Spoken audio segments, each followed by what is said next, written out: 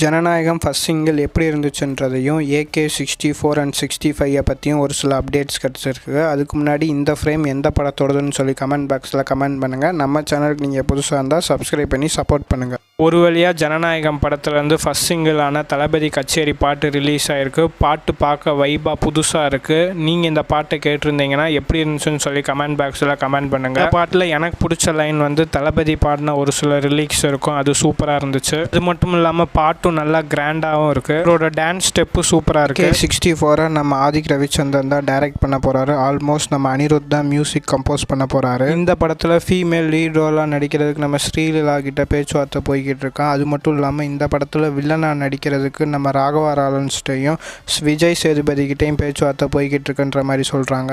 இப்போ சோஷியல் மீடியாவில் ஒரு சில ரூமர்ஸ்லாம் ஸ்ப்ரெட் ஆகிக்கிட்டு இருக்கு. என்னென்னா AK-65 படத்தை வந்து லோகேஷ் கனகராஜ் தான் டைரக்ட் பண்ண போகிறாருன்னு.